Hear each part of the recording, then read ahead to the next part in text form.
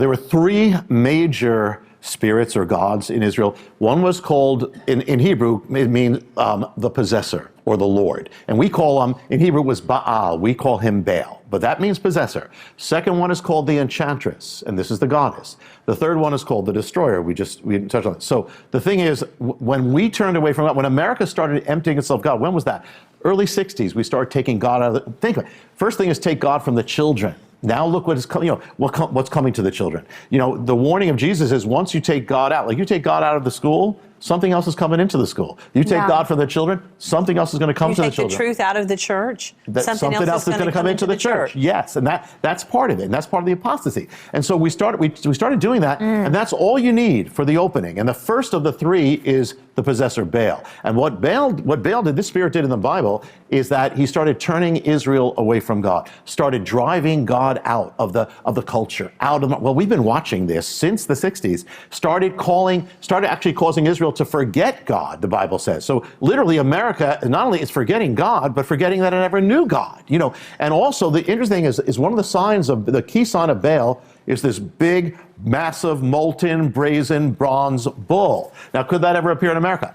It already has. Go to New York City, where the harbingers are, and you'll see this gigantic molten bronze bull, and the people who did it have no idea. But it's a sign of a nation that has turned away from God, and the gods have come in. So Baal is like that first spirit that says, hey, let me bring my friends. The next one is the enchantress, and that is this one, we just touched on it, called Ashtoreth or Ishtar or Aphrodite. And this is the goddess of sexual, unbridled lust. And what she does is she sexualizes a culture. She turns, see, all the gods are seeking to take a Christian nation or a Judeo-Christian culture, turn it into a pagan one. That's what we've been witnessing. And this one does it through the realm of sexuality. Now, this one was called a harlot or a prostitute. And the thing is, what does a prostitute do? Prostitute takes sex out of marriage, puts it into the marketplace. Well, look at what's been happening to America. In the 60s, first comes the turning of Baal, then comes the sexual revolution. What is that? Starts taking sex out of the marriage covenant, puts it into the culture, sexualizes the culture, at the same time weakens marriage. The same moment, it's not an accident. When sex goes into the culture, marriage gets weakened. And the thing is, in ancient times, they worshipped her as the sacred prostitute. But in Greek, the way you say her name or prostitute, the word is porne. We get the word porn from her. She is actually the inventor of porn. The first pornography in the world comes from her. And actually pornography, it was the writings of this goddess. And so the word pornography means the writings of the prostitute, which was this goddess. And she had a child, and the child was called Eros, or we get the word erotic from it. So she has totally, look at what has happened to our culture. So it has totally sexualized the culture, destroying marriages, and at the same time, she's the goddess of the occult. So the same moment of the sexual revolution and the 60s comes the revival of witchcraft, the revival of tarot cards, New Age, all that, to the point where today there are more witches in America than there are Presbyterians. Yeah. And of course, on the other side of that, I know you're going to get to this later, because we're telling you all the doom and gloom, but there's great hope. Of course. Absolutely. It was the great Jesus revolution, the movie that just came out. Yes. I mean, so God will so many times step in the middle of that, and that's what we have to see today. Yes, yes. We're seeing the sprinkling of it. It is happening in parts all around the world. In the Asbury, that was great. But there's so much more to come, don't you believe? Yeah, it's kind of like where there's sin abounds, grace abounds, and it's kind of like in the midst of all these things of the 60s, God always has something new. God is always there. So it starts this revival. Actually, from that same revival, the Jewish people who are saved today, most of them can be traced to that revival. That's where Jesus came from.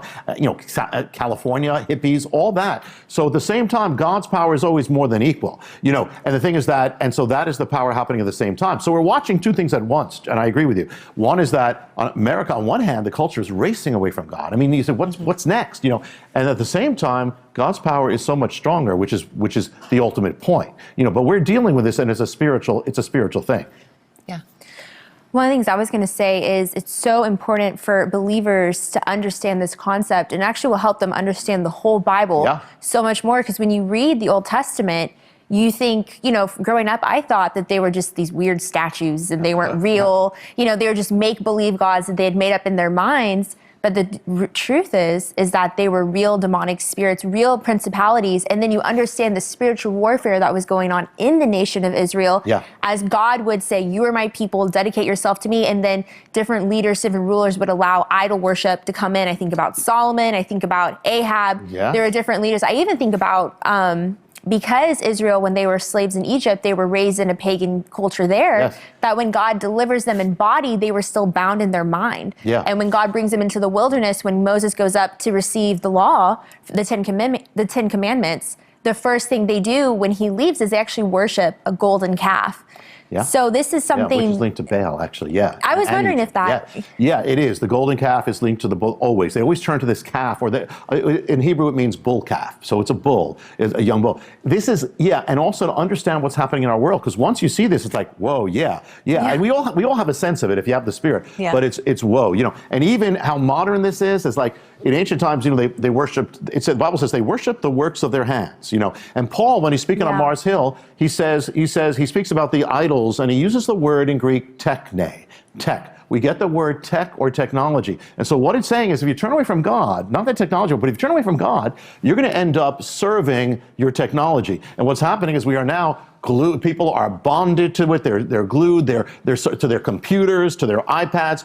And now what's happened since I did the book, there's been a whole revolution of artificial intelligence. I was going to ask you about that. Yeah, and so now what's happening is actually the machines are actually beginning to control life. They're beginning to control it. And it says this just came out. They said a story. It said that actually IQs in America have dropped for the first time. They dropped because they're doing thinking for us. So this is very real. It affects all of us. Have you heard some of the weird stories about people interacting with AI? Very weird, yes. And how they said they were like a demon or something like that. Have you heard about that? I didn't hear that. Yeah. I didn't hear that. There was a story where it was actually I think it was like a young teenager was talking to the AI, and I think the devil got brought up, and it was just really creepy, and this creepy image came up. He was just going back and forth. But I heard two different stories where it went back to saying like, oh, I belong to Satan or something like that. Crazy. So there's we're just tapping into that world now. Yeah. Well, not even to mention UFOs. Yeah. And even the government's actually acknowledging, and I mean, there's so many things that are talking about that. But I was thinking about ancient Israel, and we always say the God of Abraham, Isaac, and Jacob.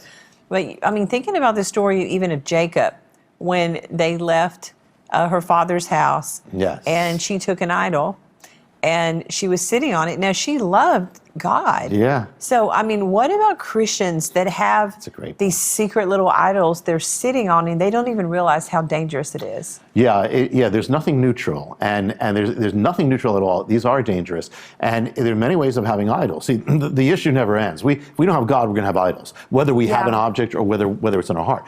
The point, think about like Gideon.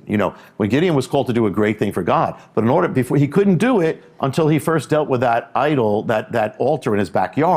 And so if you're connected in any way, first of all, anything the occult, anything linked to abortion, anything linked to sexual immorality, anything new age, you got to get rid of it. You got to step out of it because it's dangerous.